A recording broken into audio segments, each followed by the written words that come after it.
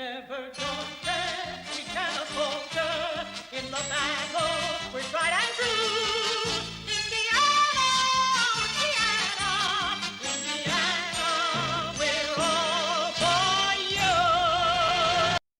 Welcome, everybody, to the Indiana Basketball Show on the Gruely True Sports Network. I'm your co-host, Mike Goodpaster, here along with 1981 national champion Steve Risley. We're going to talk about a dominating Indiana Hoosier win last night, Steve, where this team actually played pretty well for all 40 minutes. Me llamo Esteban. See.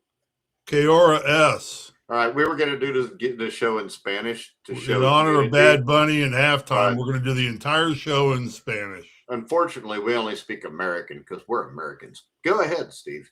Okay, you know the thing. Now, don't get me wrong. I like Bad Bunny. I mean, don't? No. You like his music? In Happy Gilmore, he was hilarious. He and Travis Kelce. In Saturday Night Live, he was hilarious. His music is globally accepted.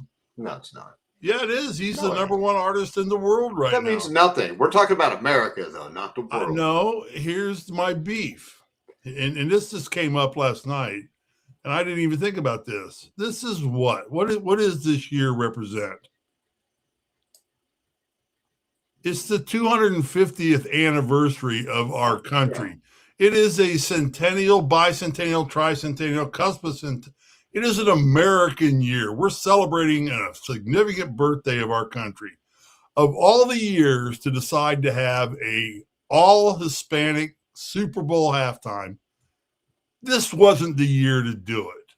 Next year, do it. All right, let's talk about Indiana basketball. This is the NFL logo. Looks like an American flag. The NFL is all about America. It's America's game. And yet we decide to have the first year ever of having an all foreign language speaking on our 250th birthday. All right. What do you think about Indiana last night, Steve? I thought they played great. I think that there is no place like home. Kind of like Dorothy said, you come home to play, and Indiana plays great. They put 4 guys in double figures. They shot 60% for the game at home, 40% from 3-point line. It was kind of like the old days.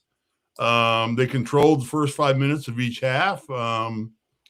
Played stellar ball. You got a player putting up 41 points and surrounded by 3 other guys who put in double figures.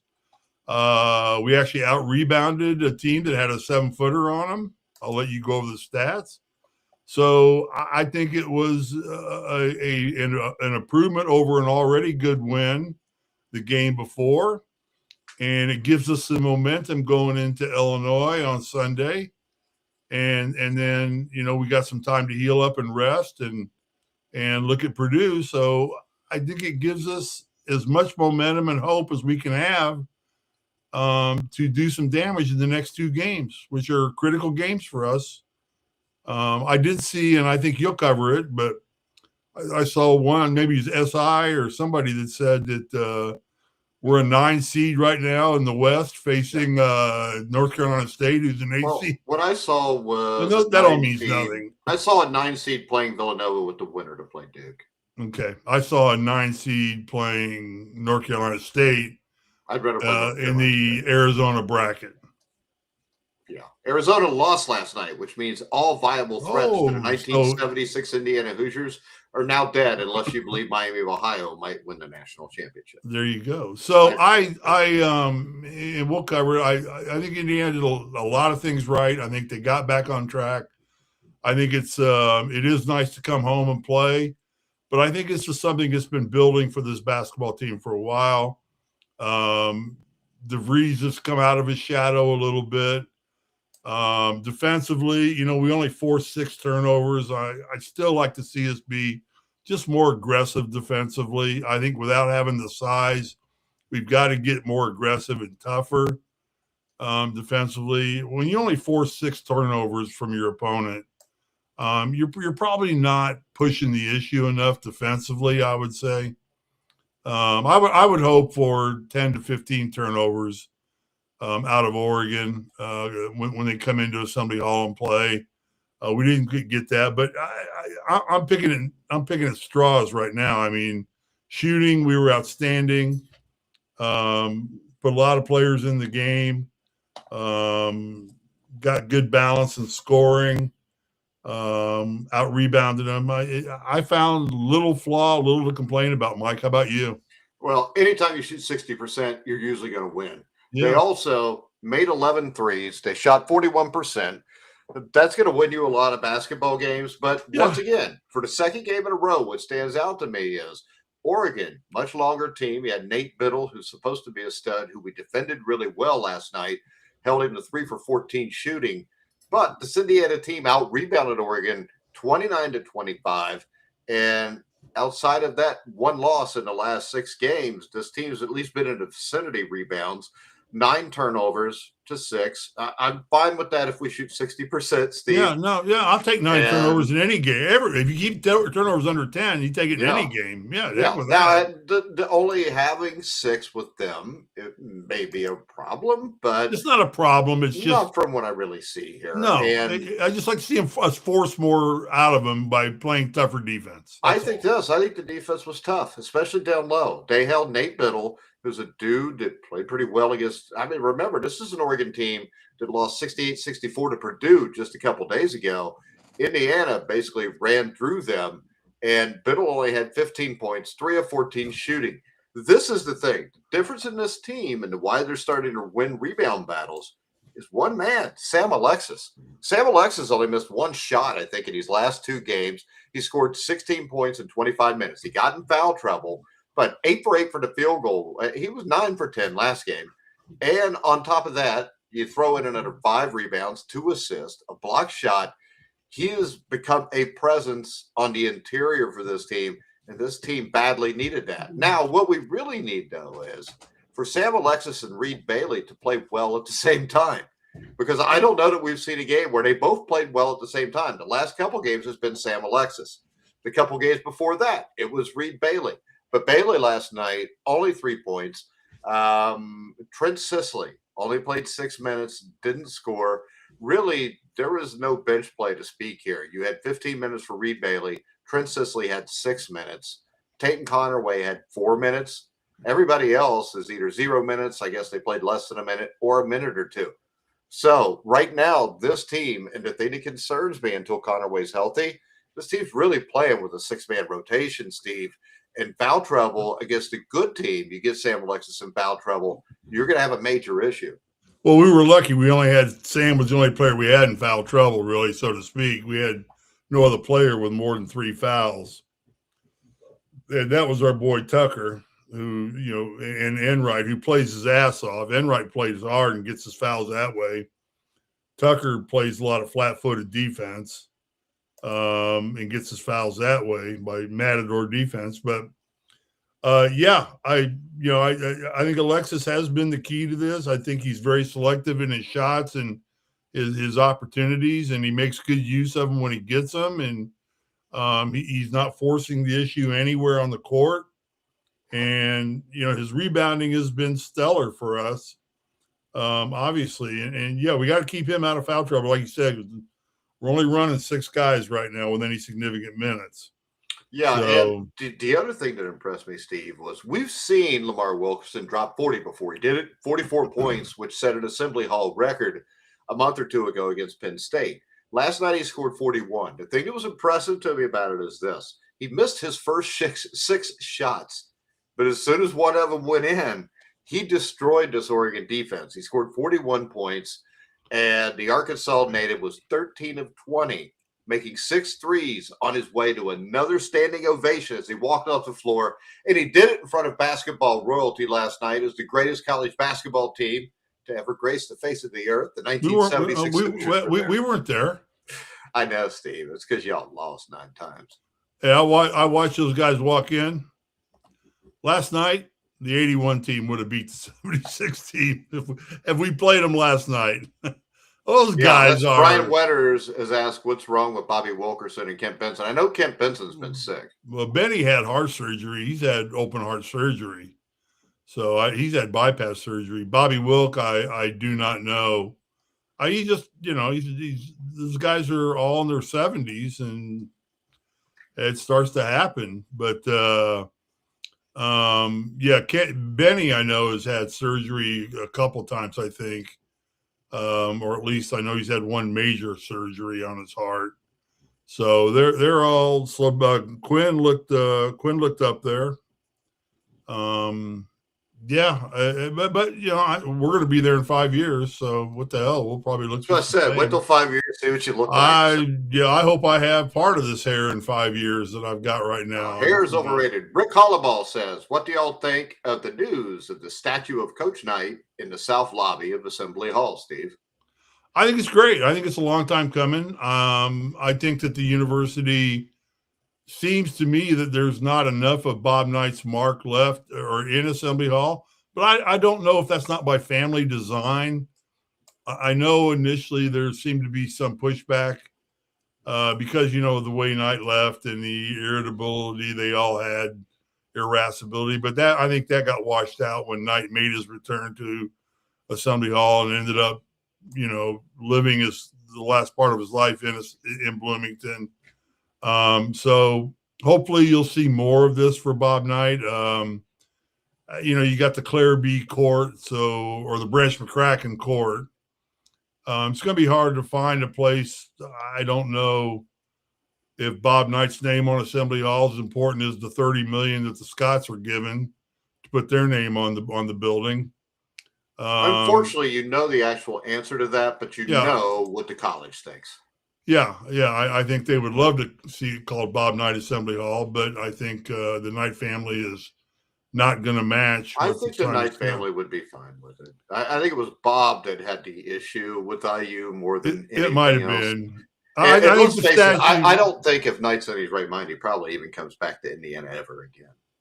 That may be true too. I'm glad he did. I'm glad for everybody, all the fans that adored the man until the day he passed away.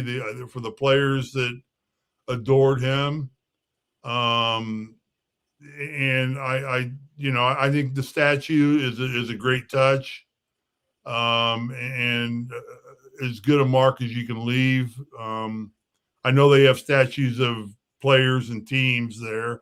I think most of the 76 teams got a statue, don't they? And then I know some statue, Steve. No, I don't think I'm involved in the statue process. I think that's Isaiah. Well, justifiably. I mean, Well, they should put a statue to the whole team. I think it's fine. We got a banner hanging. I've got as many banners as anybody hanging up there. We got an NIT banner, an NCAA banner, and 2 Big Ten banners. So we're doing fine on banners from the 81 representation. I got no problem there, and that's fine with me. I think the 76 team. I responded to one of of course, it's all over Facebook about the 76 team. And my response to that is the 76 basketball team is the yardstick by which every other IU basketball team is measured by. Right now, they're the yardstick every team's measured by. Yeah, right now they're the yardstick by which every college basketball team is. Until somebody else goes undefeated, they will continue to be the yardstick. I don't know if you agree with me here, but I think just the way it is, and you got to play an extra 6 games now to get to undefeated. I don't think we'll ever see another. Oh, I don't think. Yeah, there's more than 32 games played. Most college basketball seasons run close to 40. 38, 40 games. 40. And the NCAA tournament's bigger. You got to play an extra game or 2 there too. I don't know in 76 if there was 32 or 48. I think we were 48 in 81. So I don't know what it was. I think 76 was 32. 32. Yeah, I think it was 32. But they are the yardstick by which every other college basketball team is measured. Yeah, it was 32. I just looked it up. It's an honor to know those guys. We knew them well in the day. They came around a lot. They helped coach us a lot. They gave us a lot of insight. Scotty and Abers and Quinn and all of them. Benny. Benny took me around as a recruiting. When I was recruited by IU, I spent the day with Kent Benson. who gave me the greatest advice of all about Bob Knight. When he was going into a assembly hall to meet him, he looked at me and he said, "Let me tell you something about Bob Knight. Don't get hung up on how he says things. Get hung up on what he's saying. If you get hung up on how he delivers information, you'll never make it here. Just get hung up on what he's telling you. You know, listen to what he's telling you. Don't listen to how he's telling it to you. Yeah. Because you won't make it." And that was great advice. I didn't understand that at the time, but when I graduated from college and I got the opportunity to reflect back and look back, and then you get married and you run into a lot of the same communication issues being married, and you understand it's you got to listen to the people's information they're delivering you, just like you. You know, early part in our relationship, I got hung up on how you were delivering information. Then I just started listening to you, and I think you're a pretty intelligent man. I think you know your shit. So, are you trying to say I'm an asshole? No, I thought you were early on, but I got over that. You know, I think you still think I'm an asshole. Yeah, I think you're an asshole. I'm an asshole. I thought that's why we got along. But I think you deliver good information. So anyway, back to the incident. And Brian Wetter said, "Don't forget the city renamed a road for him also." Sure. And anything that happens to Bob Knight in Bloomington is justified. I mean, there's nothing that's not justified. What Bob Knight did from 1971 when he came to his passing a few years ago is unmeasurable to the town of Bloomington, to IU basketball. He made it a true blue blood school. I know we had a couple championships under our belt, but in an era when college basketball was in a tremendous growth period, you know, you saw the likes of Bird and Magic, and guys like Jordan come through a little bit after, and there were some players before then, the North Carolina teams of the early 70s. Bob Knight was the heart and center and heart and soul of a lot of the growth and development of that. And anything that you know, that 76 team is all a representation of Bob Knight and what he built and what he took and refined. And we didn't have I think we did have the talent they had. You know, we just, as you said, games got tougher, talent that started spreading more. Well, I'll tell you though, if you look at their NCAA tournament run, I think every team they beat in that tournament run was a top 20 team, because you only had 32 teams in the tournament. Yeah, there was, if I remember right, their first round game was against a very good St. John's team who they blew out. But then the Sweet 16 in the Mideast, I think it was the Mideast or Midwest regional semifinal, they beat a very good Alabama team. And then in the regional final, I played Marquette, didn't they? They beat Marquette was ranked, with Al McGuire, Yeah, Marquette was Bo Ellis. Second. They had Bo Ellis. And that was pretty much the same team that won it all in 77. Yeah. I mean, if you look, that was like a 65-56 game, but it was much closer than that. Al McGuire was a great coach. I mean, right there, those were the two best teams in the country that played in the Elite Eight. Then they go to the Final Four. In 76, Mike, were there even automatic bids? I think there was if you won your conference, because remember. But it was only the bid. I mean, there was no automatic bid for the Southwest Missouri Junior League, Little League Conference. I don't remember exactly, because I remember also, if I remember this right, in 76, Rutgers also went undefeated. The thing that's interesting about that, I know this because I wrote an article about the 76 undefeated Rutgers team a few weeks ago, which you can find on thegruelingtruth.com. But to get to the Final Four, Rutgers beat VMI. I mean, VMI was in the Elite Eight. And when you look at that, Michigan also, they were the other Big Ten team that was in. So I think that maybe it was an automatic, plus you got one more, because if you remember back in like the 60s, early 70s, UCLA was in the tournament every year. There was years USC was one of the top 5 teams in the country, didn't even get in because they couldn't beat them out in the Pac-10. Well, I know in 79, I think there were only 2 Big Ten teams that made it. It was Iowa was one of them, because I think there were 3 teams in the finals of the NIT that year: Ohio State, Purdue, and us. Yeah, all went to Madison Square Garden. I think there were only 2 teams. I 81. I don't know how many teams from the Big Ten were in the tournament. I don't know. There were only 48 teams, period, I think. Well, if you look at 80, the Big Ten had 2 Final Four teams. You had Purdue and Iowa. Indiana was also in the tournament that year. You guys lost in the Sweet 16 to the Kentucky Kentucky team. You lost to Purdue. Purdue at Rupp Arena. And that's a Purdue team that I would like to bring up has never won a national championship in football or basketball. We've done it in both.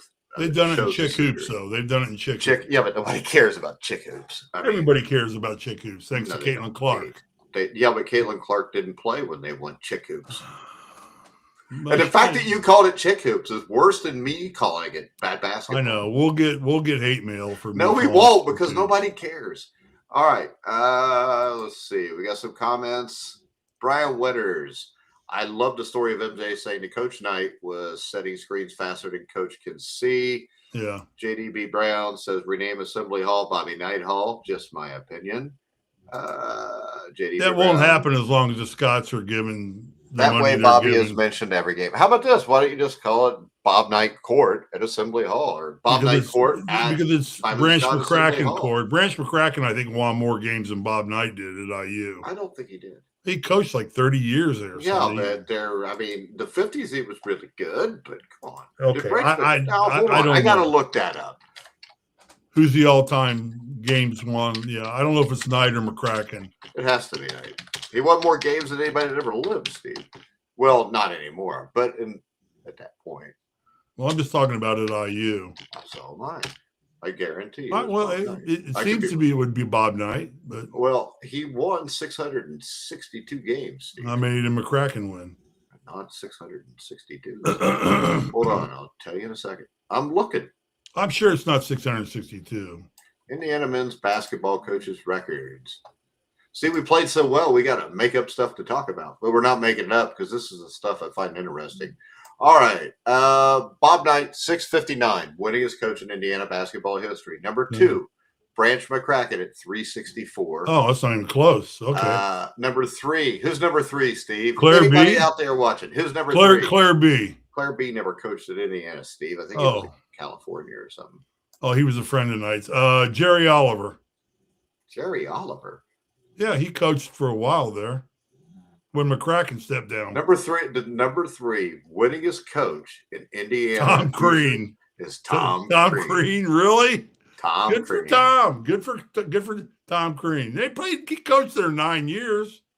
Well, why don't we do this? Why don't we just call it McCracken Night Court? That's a Simon Scott Assembly Hall.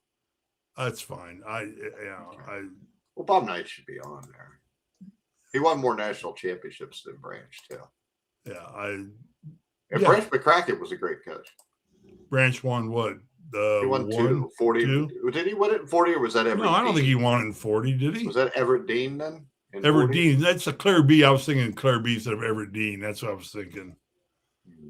I get those guys mixed up. Pete Newell was in there somewhere too. He was California. Pete Newell was California. Yeah, Pete was California. Pete Newell, I think, got him to the championship or won it all in 1959. I played golf with Pete Newell's son or grandson one day out here a couple of years ago.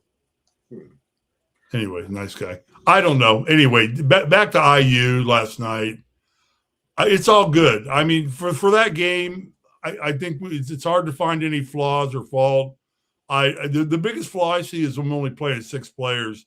I think if they're going to make any kind of run anywhere, they got to have a deeper bench. How about this? I think when we're staying out of foul trouble, and we're lucky we're doing it. Yeah, when you play Illinois, though, I think Sicily's going to have to get double-digit minutes. Yeah. I think you're going to need more out of Reed Bailey. You're going to need Sam Alexis to get because the Illinois team is the tallest team in college basketball. I'm baffled by the Sicily thing. You know, I came in the season as a big fan of his, and I still am. I just think the opportunity they have to get that kid minutes and develop him as a true freshman, and you want to keep that kid here for 4 years. Rick Hollowell said McCracken did win it in 1940. He did? So 40, 53. And then I think 19. He was done, mid-60s? Lou Watson? Yeah, Lou Watson. Yeah, Lou Watson took over, and then he stepped down. Then Jerry Oliver coached McGinnis because Oliver was McGinnis's high school coach. Oliver and Downing. Too bad we couldn't keep McGinnis for that 73 team. Would have been a bitch. We would have probably won a championship then. Yeah. And McGinnis loved Knight, and Knight loved McGinnis. I mean, there was a mutual Wasn't it respect some there. McGinnis's dad died or something in a tragic accident? I don't know. I know George needed the money to support his family. I think it was his dad died or something. Which is I'm why not he 100% came sure. to the Pacers and played in the ABA right away and signed a contract with the Pacers. Great player. Yeah, a great player, a great asset to the city. I mean, the city loved him. Always had positive things to say. Nice guy. We belonged to the same golf club, and I got to play a couple rounds with him, not much, but he was just a super guy. Always nice. Always would take time to talk to anybody that wanted to talk basketball. So, Played but on the anyway, greatest high school basketball team in Indiana history too. yep, the Washington. I don't know what they were. The Washington what? I don't know what's funny. I don't know what Washington's nickname was. You don't. Huh. They had Marv Winkler, didn't they? Didn't they have Marv Winkler? They had Downing. They had McGinnis. Well, you got enough to win right there once you got once you got McGinnis and Downing. And Winkler. Winkler played in the ABA. Yeah. And yeah. Jerry Oliver, Washington. What were I keep wanting to say Washington Generals. Yeah, that's the team that plays the Globetrotters. What the hell was it? Was it it was like Continentals or something? Yeah, that's what I thought. Continentals or something like that too. Yeah. Yeah, because I if I remember right, who did they beat in the championship game? Was it Gary Tolson? I don't remember. It was actually close. I think McGinnis dropped like 35, but you had McGinnis, you had Downing. Who else did they have? You had Winkler, Marv Winkler. I don't remember Marv Winkler on the team. Because I think the starting five was McGinnis, Downing, Peck, Arnold, and Louis Day. Okay. But I'm not real sure. They might have had a Winkler. Maybe I'm wrong about Winkler. I don't know. I'm not sure. I'm looking it up right now. I just don't remember him. It doesn't mean it didn't happen. It also happened when I was a year old. I could be wrong too about Winkler. It happened when I was a year old, Steve. So you may know. You may have more insight into it than I do. No, I wasn't that astute to. Well, I mean, the one thing I forgot was the coach was Bill Green. Yeah, from Marion High School. That's right. Bill Green coached them. Yeah, that's right. He coached that team. Yeah, that team was so good they just inducted the entire team into the Indiana Basketball Hall of Fame. They did for the most part. Yeah, I think they did. They put the entire team. Oh, they put the whole team in 2009. And then the school's gymnasium was officially dedicated to George McGinnis Gymnasium in honor of his legacy. Yeah. But all right, Steve, let's go ahead and let's transition from the old days, even though I prefer the old days. And we're going to talk a little about Illinois. Hold on, we got some more here. McGinnis, the most dominant Hoosiers high school player just before Steve Risley. And then Brian Wetter says Ritter. Ritter, I don't think, played on that team. No, John was from up north, wasn't he? Wasn't he from? Yeah, but he was a highly underrated player. A lot of people forget about him, but he was a great player on that 73 team. Yeah, John Ritter was a great IU basketball player. He's a good comedian, too. I liked him in Three's Company. He was good there, too. Jack Tripper. I actually didn't like that show. You probably did. No. You sure? No, I mean, all right, so Indiana, Illinois on Sunday at Illinois. Well, what else about IU? I don't have anything. That's why I was going to go ahead to deal with IU Oregon. Like I said, the biggest flaw I see right now is their depth in their lineup. They better get deeper. And they better be finding out a way to get some guys some more minutes. It seems to me that Bailey and Sisley would be the obvious players. Connerway. Well, hopefully Connerway, because you get 4 or 5 he got minutes. He got 3 minutes. Yeah, but he had the injury before, but I think what I heard during the last game was the fact that he had been sick, which is why he didn't play much in that game. Okay, well, he got 4 minutes last night, so we need to get him back for sure. I'd like to see, like you said, Sisley and Bailey get more minutes. Just as subbing out, I mean, DeVries is iffy. I mean, he got 3 fouls last night. And he's capable of knocking 3 fouls down on you in the first 2 minutes of a ball game. Actually, everybody on our team has proven the ability to do that if need be. Yeah.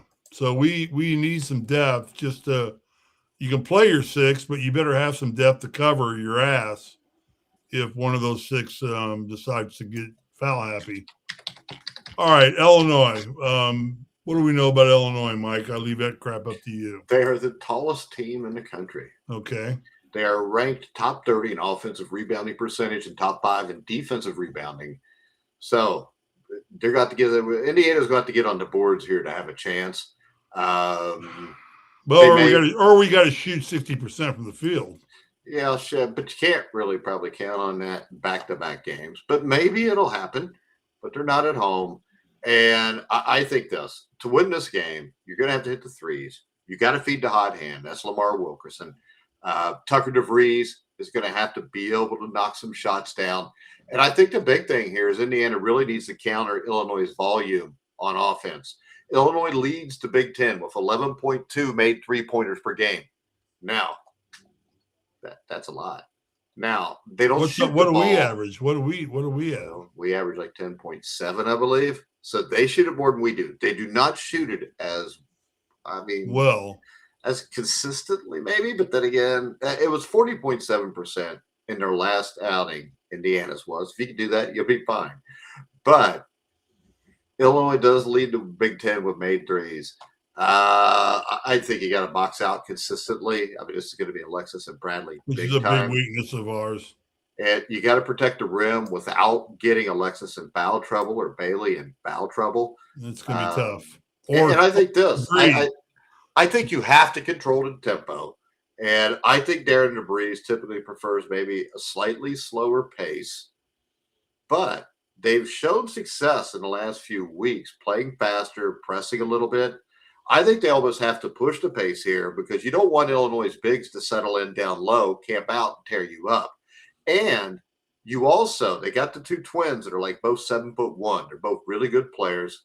And you've got to be able to have guys, especially like DeVries, come out, hit some threes early. You need your big guys to kind of pull them away from the basket, I would think here, Steve, is the best way to attack a team that's that big underneath. Well, yeah, then this is a perfect opportunity for us to pull those guys out and then start penetrating and trying to get their guys in foul trouble. Go to the line. I mean, we shot free throw line last night, 77%. Yeah, 21 to 27. Not great, but it didn't hurt us for sure. Yeah, considering they only shot 66%, 69%. Yeah, it was worse than what we shot. I do remember that. Free throws didn't make or break this game. They were 17 to 25, so we were 21 to 27. But I think the key here, as you said, is pull their guys out, try and get their bigs as far away from the bucket as we can. Play away from the bucket, maybe try and draw their bigs out, and then start penetrating. I mean, Wilkerson goes to the hole as good as anybody in the Big Ten.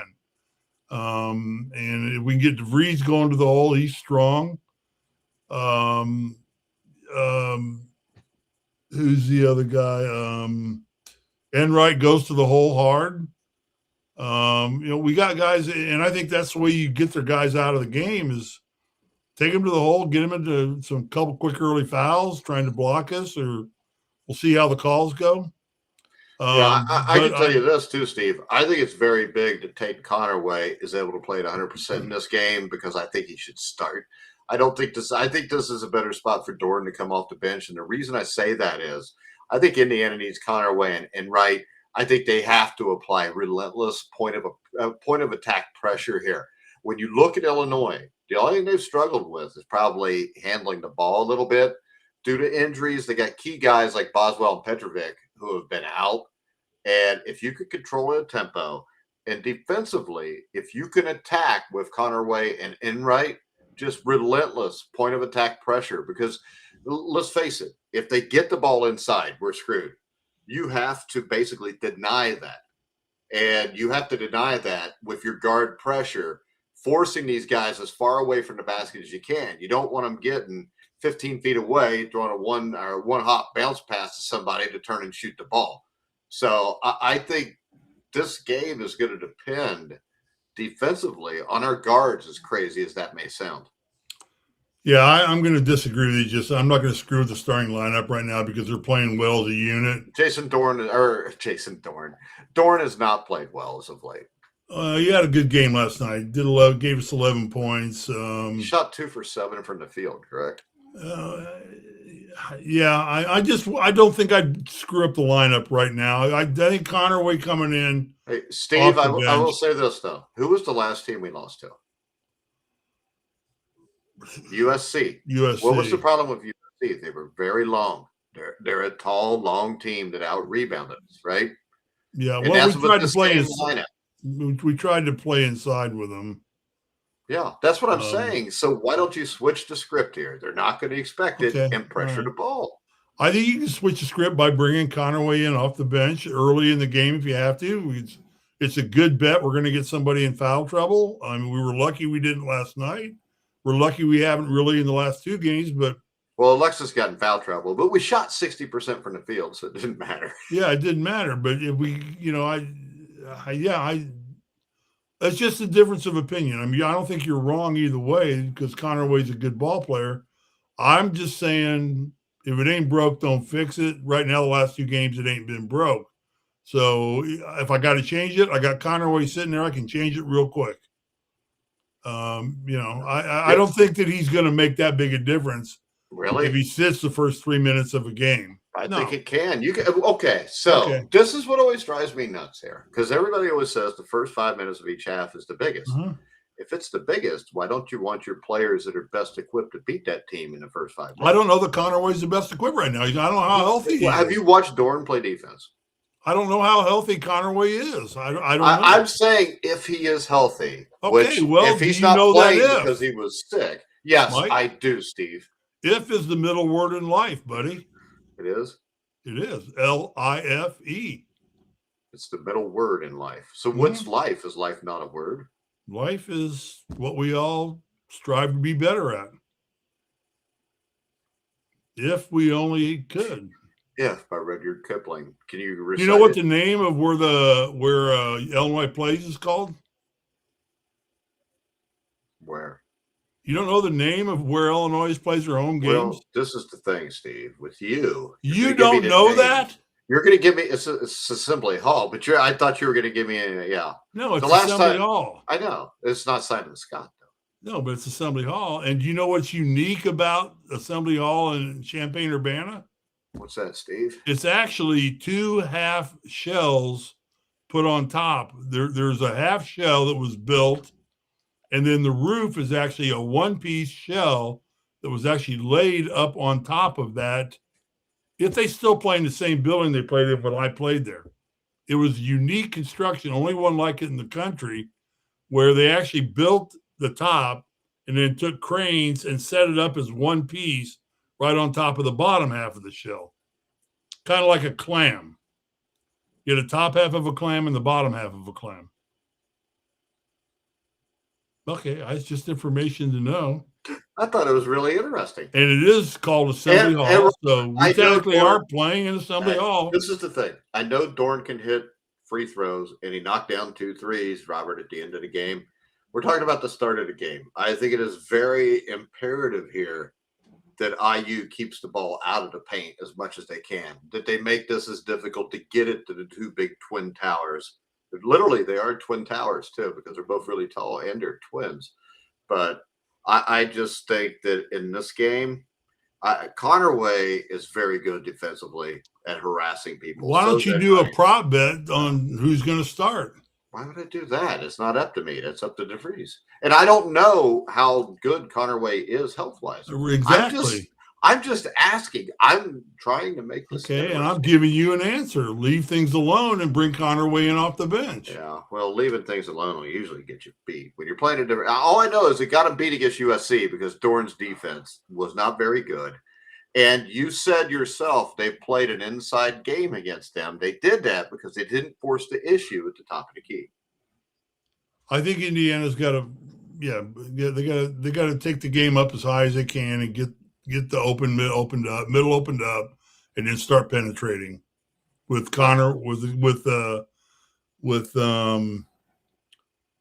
DeVries, Enright, and Wilkerson needs to start going to the hole and going hard. He does. And, well, I know they need to. That's what they need to do, I think, to stay in the game. And therefore, if they do that, they're eventually going to get their bigs in foul trouble. And if you pull one or two of those guys out of the game, then you balance out the game a little bit. And I don't think they have anything for Wilkerson. I don't think they got anybody who can throw 41 points up on us. But you didn't see the Wagner kid drop 46 on Purdue? No. That's Purdue. Yeah, I know. Most overrated team in the Big Ten. They're 19-4, though. Most overrated team in the Big Ten. I would love to be overrated at 19-4. Yeah, Do you know I saw a stat today that the Indiana Hoosiers have not had 17 wins on February the 10th in over a decade, or in a decade. There you go. That was a Tom Crean team, the team with Yogi Ferrell. There you go. So for all the IU fans bitching, it's been worse in the past. That means this is the first time since we started doing this show in like 2017 that we've had 17 wins at this point of the season. We'll hit 20. Well, we better. We're only 3 away. Well, I don't know. Wait a minute. I don't know if we're going to hit 20 or not. We got some tough games. We got Illinois, Purdue, Michigan State. All right. Robert keeps bringing this up, and he texted me about the other night. Wilkerson is a first-round pick in the NBA, Steve. True or false? Absolutely not. Second round at best, if he's even drafted. Second round pick. Why is that? I just don't think he plays the game hard enough, and he's not quick enough or fast enough. Indiana does not play an up-tempo game like the NBA plays. They play a medium tempo to slow tempo game. I don't think he's a first round pick, but what do I know? I'm not a general manager in the NBA. I don't know. I mean, I don't think he is. Yeah. I would say this, and I hate to do this, but I'm going to agree with Steve. I think he will be a second round pick. Yeah, second round picks. Yeah, it doesn't mean he can't make a team. I mean, it doesn't mean he won't play. I think there's a chance he can, just because he shoot the hell out of the ball. Yeah, he's a good shooter, and he's quick. Shooting in the NBA is a given. Every player that plays in an NBA team can shoot. That's just a given. Robert says, "What better guards are out there, Steve?" You know what? This is the problem, Robert. All the first-round guards will probably be from Yugoslavia or Chechnya or Slovenia, so we don't even know who they are. Did I see the NBA All-Star game is USA versus the world? Is that how they're doing the All-Star game this year? I don't pay attention to that, but I don't either. But it's in LA and this weekend. The All-Star game is this weekend in LA. Nobody cares, though. Nobody cares. It's Daytona 500. Hold on. This is what you got. This gets even dumber. All right. It features a new U.S. versus World format at there you go. Intuit Dome in California. Yeah. It consists of a 3-team round-robin tournament, USA Stars, USA Stripes, and Team World. They play separate 12-minute games with the 2 top teams advancing to a championship game. So there'll be 4 games. So you got game 1 is the U.S. Stars versus Team World. Game 2 is the winner of that game versus USA Stripes. The loser of that game plays in game 3. And then in game 4, the top 2 teams with the best records from the round robin play will advance to the championship game. If all teams are 1-1 after the first 3 games, then everybody's going to go to LeBron's house, just snort coke off hookers' boobs. I think it's just the same as football. Hey, I think what the NBA ought to do. No, this is what the NFL needs to do. Nothing as bad as what the NFL is doing, but the NBA needs to. Well, the NBA is getting there now. They're on their way there. It's just name an all NBA team and end the season. Yes. Well, you don't have even to play these games. Just have a week break. Let everybody relax since they only took half the games off if they're a superstar, and then they can be relaxed and loaded for the last. I mean, I'm trying to think right now. The only one that's even still remotely the same would be the MLB All-Star game. And it's really not either. It's really not either. They just swing for the fences, and it all sucks.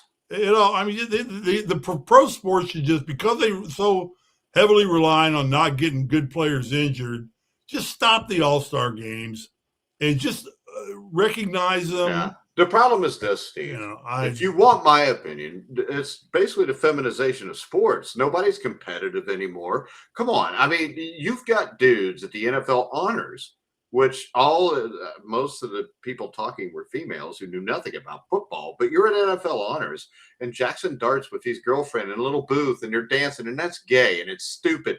Could you imagine Elsie Greenwood with his wife in a little booth dancing to some music? No, because he wanted to kill somebody. That's the way you're supposed to play sports. It's supposed to be life or death when you play, Steve, and it's not anymore. It's just a bunch of That's why they need to just do away with them. They need to just quit them. Yeah. They should stop it. Just name an all NBA, NFL, Robert Stewart, MLB. Yeah, did you see this? The way California taxes everybody. Sam Darnold actually owes $80,000. He made $174,000, and you understand that pro athletes have to fill out a state tax return every game they play. Every game they play, their agents fill out a tax return in every city they play in. Because so what should happen? If the NFLPA cared about their players, they would refuse to play games in LA until that was changed. Yeah, well, every state's like that. I know, but they don't tax you the way California does. No, well, California's absurd. I mean, your gas is double what everybody else's is because. Well, you see what they're coming up in California with now? What? A mileage tax. Now that you're going to get charged an amount per mile you drive on, after all the $1.50 per gallon us in California pay to buy gas. We pay $1.50 more per gallon in taxes than any other state in the union. Now they're going to charge you 7 to 13 cents or something for every mile you drive on the interstate. Yeah. Okay. Robert says not Florida. Yeah, that's why everybody's moving to Florida and away from California. Texas, Florida, Arizona. I mean, all these states that are state income tax free. I mean, really, Steve, the world's so damn soft anymore. What do you expect? I mean, I don't ever remember playing a game. Well, no, it's so corrupt. It's just corrupt because these politicians are just taking all the money. Well, that's not just that. I mean, the sports in general are corrupt. I mean, nothing feels real. We still can't get homes rebuilt in Palisades and Altadena because we can't get permits issued. We're a year out, and they cannot get permits issued. The city, what the hell is our mayor doing? Our city planners doing? Is that the lovely Karen Bass? No, you know what? Yeah, you know what's happening? They're holding out the individuals because the insurance companies are not refunding and paying people what their homes were worth. Okay. And these people don't have money to rebuild. So all these corporations are coming in and buying these lots up, and they're going to put apartment complexes up. What used to be in Palisades, which used to be one of the most beautiful neighborhoods in all of California. And Palisades now is going to be apartment complexes everywhere. Low-income housing, middle-income housing. More taxation. They can tax more. Yeah, the problem is that low-income housing where there was one house. What it costs to live in Indiana. Yeah. Well, it's going to be cheaper. Yeah, it'll be cheaper to live in California because you'll rent an apartment. Yeah, but in rent outrageous in LA. Yeah, I pay rent in LA. It's how much outrageous. Do you pay in rent? Enough. A lot more than I paid owning a home in Indiana. Yeah. So yeah, it's crazy. All right. So does Illinois or Indiana beat Illinois? No, I don't think so either. But I do think they have a really good shot at beating Purdue. I think they have a good shot at beating Purdue. What I want to see them do is if they're in the game late in the game against Illinois, when you've got Wilkerson, things happen. Yes. The guy's dangerous. He can go to the hole. He can draw the foul. He's accurate from the 3-point range. He can take the game over. He can take the game over. If you can get the game close with 2.5, 3 minutes to go, and you still have a healthy Wilkerson in the game, fresh and ready to go, I think Indiana has a chance then. I think that's the only way they really have a chance. this is a big game. It's on national TV. Robert Stewart said IU by 3, but then he put a smiley face, so I think that means he's crossing his fingers. Yeah, I'd love to see Indiana by 3. I think it could happen. Like I said, you got to keep the game close till the last 3 minutes, and then you got to hope Wilkerson can take it over. That's the only way that's going to happen. I think we'll put them in.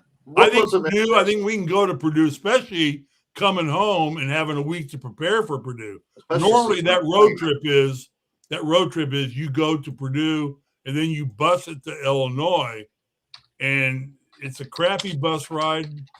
It's you're going through the corn sticks of Illinois.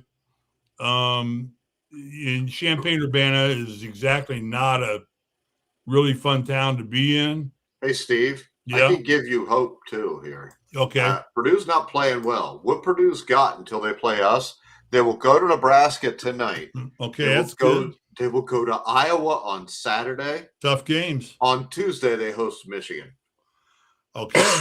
And then they play us on Friday. They're going to be beat up a little bit. They're going to be, because I can see them losing all 3 of those games. They can lose all 3 of those games. Those are 3 tough games to have. Probably a little bit worse. All 3, then we got to hope to just overlook us. Like I said, I think it's a pipe dream to think we're going to beat Illinois. Everybody else is doable, though. Everybody else is doable. Yeah, I agree with you. And I will tell you this. Remember, the weakness, they don't handle the ball well. I'd press their ass. Who, Illinois? Yeah. Just to try to keep them from doing it. Just every once in a while, just to throw them off. Yeah. Brian Wetters, Purdue versus Nebraska. What say you? I think Nebraska wins this game tonight. Is it at Nebraska? It's at Nebraska. I like Nebraska. Now, Illinois beat Nebraska there, but Illinois, Illinois is the best basketball team in the Big Ten. Well, Illinois. I think Illinois is. I think Michigan may be the best coach, but I don't know if they're the best team. But I don't think it's by a lot. And I think Nebraska's up there with them. And I think it's possible right now that Purdue's the 4th or 5th best team in the Big Ten. At least. Yeah, because, right now, if Purdue loses to Nebraska tonight, they've got absolutely no chance to win a Big Ten championship. You can't count Michigan State out. I mean, no, they're a good team. Say what you want to. Izzo knows how to coach this time of year. He's a good late season tournament coach. All I know is this: you can't really defend him since you ripped Matt Painter, because it's been 25 years since Tom Izzo won it. It's been never since Painter won it. No, it's been never since Purdue's won anything in football or men's basketball. I know. That's a damn shame, too. I feel sorry for him. Rick Hallbaugh says Karen Bass is a corrupt idiot. She should be tarred and feathered. That would be every politician on the face of the earth, Rick. You have no idea the makeup of this state. I mean, it's mind-boggling. It's absolutely mind-boggling. The mentality of the people out here. They don't think farther than 2 seconds in front of them. Hey, shouldn't you guys have a 30th reunion for the 1981 team? Or 35th reunion? No, we already had a 40th. Yeah, you did? Oh, damn. That was a long time ago, wasn't it? Yeah. We had a 40th. It's been 45 years now, though. It's been 45 this year, yeah. Yeah. They're not giving you guys anything? This is the year of the 76 team, justifiably. But they did the 75 team, too. Okay, that's fine. We'll get ours in 5 years. Yeah, but Steve, we're not getting any younger. I'm not greedy. I'm really not greedy. It's fine. It's Quinn and Scotty's and Abbers and Benny's and Bobby Wilkes. It's Cruzy. It's their turn. It's they're the yardstick by which we all are measured. You said you'd have beat them. I think I would love to have played them. I think you could have just with Isaiah. Quinn Buckner. I think they had nothing for Isaiah. I think they had nothing for Isaiah. No. And they can't say that. We had somebody that could guard everybody on their team. Yes, including Benson. Yeah. Because you had big athletic dudes that could move. Ray or Landon could handle Benson. Hell, I could have guarded Benson. Oh, that would have been horrible. 2 slow white guys banging on each other. Yeah, it would have been ugly. I mean, Benny was not a big mobile, powerful. I mean, he was a body that went low. He was perfect for that team. Perfect for that team. But I don't know if Benson would have been the Big Kent Benson on any other college basketball team. I don't know. Of course, you had Scott May too, though. He was pretty damn good. And Wilkerson. Scotty was as close to Isaiah as that 76 team. I don't know. I'll just tell you this, and I'll leave it at that, Steve. They never lost, even when they were in close games. No. And it's hard to say that somebody's going to lose to somebody if you've never seen them lose. That team had an indomitable spirit and will to not lose, and that's the smarts of that team. Quinn was a very smart basketball player. Abers was a very smart basketball player. Well, the thing that shows how hard it is this. You guys played every bit as good in the tournament as any team I've ever seen in that tournament. The problem was you couldn't do it all year. And the thing about being undefeated is very few can do that all year long. I mean, that's what makes it so impressive. You know, the other thing, too, is that we had strife and defections. You know, the 76 team stuck together the entire season. Yeah. They were glue. They didn't lose anybody. Most nobody of them quit that for team. A few years, too. Yeah, nobody quit that team. They all stayed, and they had – and you heard, I think you heard, I don't know if it was Quinn or Wilkerson said, you know, those guys didn't clown around. They didn't clown around in practice. They didn't jack around off when they were done. They thought basketball in classes. That's all they thought. And you thought beer and asses. We had, there was more than one practice where I'm like, what am I doing here and where am I going? Brian Wetter says the 81 team benefited by their losses earlier in the season. Now, this is the thing now. The 76 team didn't have to learn anything. They'd already learned it the year before, I think, Steve. I think that's what made that team. And really, you guys learned it the year before because you lost. I'm telling you right now, Scotty, you should have beat Purdue. Scotty doesn't get hurt in 75. They're back-to-back champions. Well, probably undefeated back-to-back. I think they would have won it without Scotty if they just wouldn't have tried to play at the same pace. Yeah, they just wouldn't have played him. Well, and you don't play at the same pace as when you don't have Scotty. 75, they had Green, didn't they? Didn't they have Green in 75? Yeah, 75 was Green, yeah. You just put Green in there, let him shoot. He can shoot as well as anybody. Well, I mean, Bob Knights even said that was his biggest mistake coaching was the way he handled that team. Yeah. He let Scotty talk him into playing with a broken arm. Bless his heart. We'll see what you think here. Sid says, why does Quinn – or wait a second. That's the wrong one. To me, Landon Turner – this is Brian Wetters. To me, Landon Turner was the catalyst of that team. With the 81 team? Yeah. Yeah, he's a deal maker. He's the one that turned around the most for the season and took us from a 7-5 team to a national champion. Yeah. Now, Sid wants to know, why does Quinn Buckner hate Steve? Quinn hates everybody except for his team. Asshole. Yeah. I'm not going to call him an asshole, but Quinn. You won't, but I can because I don't know him that well. Quinn thinks the 76 team shit doesn't stink, and it doesn't stink. And he sees everybody else as a step below him, and Quinn's got that right because they're the last team to go undefeated. They were glue. They were Knight's greatest accomplishment, according to everybody. And I don't begrudge Quinn anything he wants to feel. I think Knight's greatest accomplishment. I don't hate any IU basketball player. I think Knight's greatest accomplishment, if you look at the 3 championship teams, was winning it with the 87 team. Well, the 87 team was the biggest surprise. Well, I mean, they weren't a huge surprise. They were a 1 or a 2 seed, and they were ranked top 5 all year. But that Alford was no Isaiah either. But he was on a college basketball level. The way they ran, kind of like Kent Benson. It's the way they ran. The offense was run for him. Yeah, I disagree because Alford needed people to get him open to be. That's not what I'm saying, Steve. What I'm saying is, though, that's how that offense is designed. Yeah, I know, but Isaiah needed nobody to do what he did. Yeah, but like if you match up each team player for player, 76 and 81 would both smoke 87. But also, if you look at it like this, 87 Syracuse was more talented. I mean, they had Derek Coleman. They had Ronnie Cycli, Sherman Douglas. Oh, yeah. I mean, all 3 of those guys. Boeheim in his prime. Yeah, but he sucked. That's why they lost. I mean, come on. How do you? They won because Smart hits a No, they won because Smart hits the shot. Inconceivable jumper. 4.5 seconds left, though. He hits the shot. Yeah. And they don't call timeout there. There's a second left, Steve. I don't think Jimmy Boeheim was paying attention. If you call timeout with 3.5 seconds left, you've actually. I think he was as shocked as anybody in the building that Smart hit that shot. Yeah, and if you look at it, the UNLV team was probably better than the Syracuse team. That's the one that had Larry Johnson and Grandmama? No, they would have been later. This would have been the team that had like Jarvis Bass Knight, Armin Gilliam. Armin Gilliam's a great player. Yeah, I mean, Freddie Banks, downtown Freddie Banks. I think he scored 39 in the Final Four game.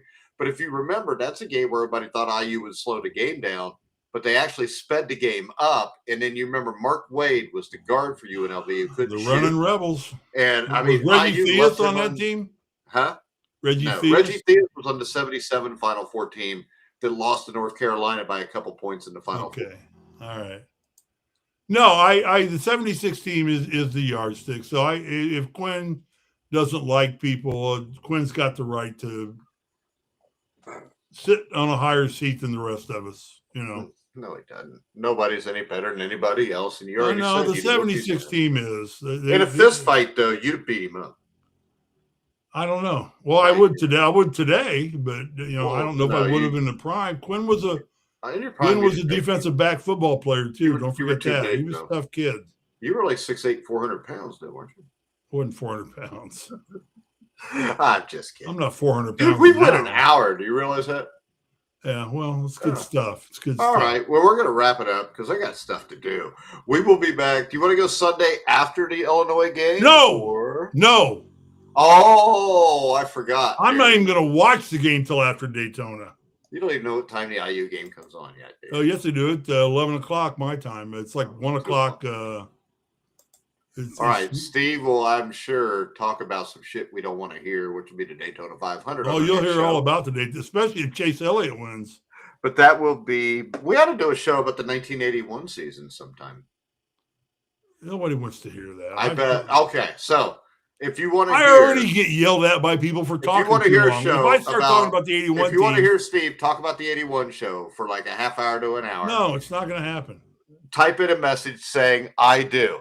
You've got 20 seconds. And if 3 people say I do, we will. No, we won't. Yeah, we will. I got yelled at already for talking too much. If I talk about the 81 team, that could go on forever. That's the only thing the show's about, so nobody can complain about it if they flip it on. I would go on. It would go on forever. No, I'm not going to do that to people. Nobody asked for it anyway. We have good fans and good people that listen to us and that comment, and I'm not going to ruin it for them. I'm not built that way. Robert Stewart said, I do. All right, we got 10 seconds. 2 more, and he's going to do it. 10. It doesn't matter. 9, you can get 20 more. No, if we get 20 more, we're definitely doing it. No, we're not. You only got 1 anyway, so nobody wants to hear you only it. got 1 because our Twitter was down due to Twitter issues when we started the show. So it hadn't been put on Twitter yet. Oh. But, all right, we will be back. will do a show Monday at 10 o'clock. Monday at 1 o'clock Eastern time. Remember, we don't have another game till Friday, so we got time to decide for the loss. Yeah, Monday, I got time to enjoy Daytona. Monday, 1 o'clock, we'll recap Indiana, Illinois, and we'll talk about some other inane crap. Not to mention, there's a show about a prequel to the Game of Thrones with Duncan the Tall. It's only 6 episodes, and it'll be the last episode.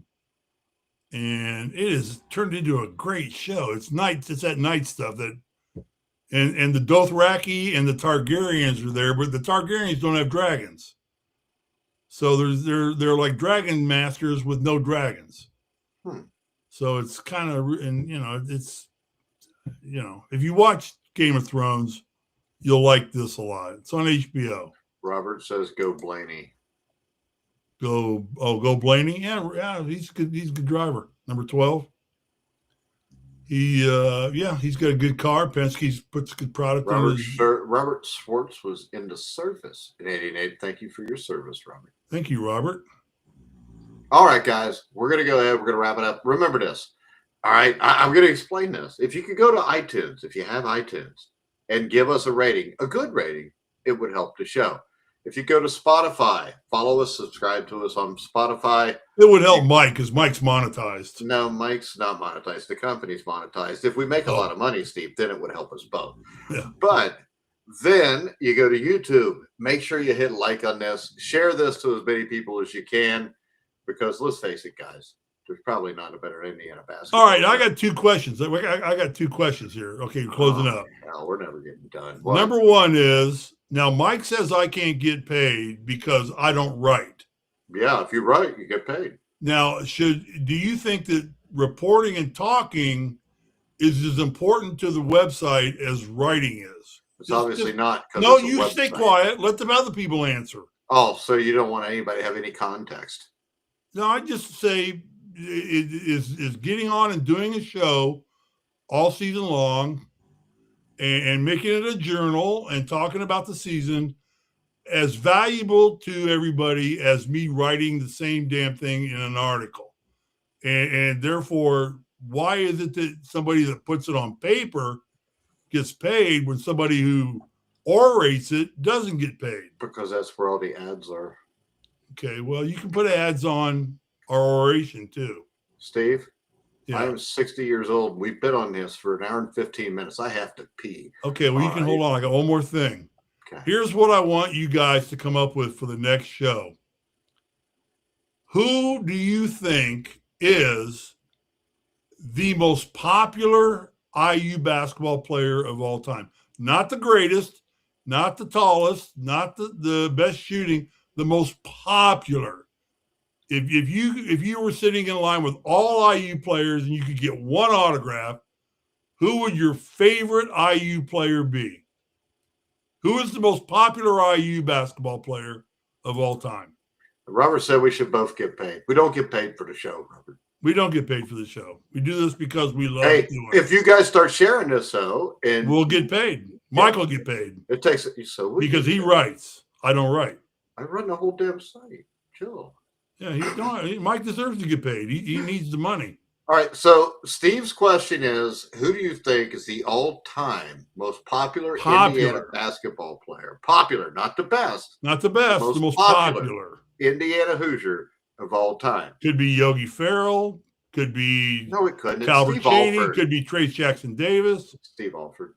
Could be Steve Alford. Steve Alford. Could be Scotty. Could be Quinn. Damon Bailey. Steve Alford.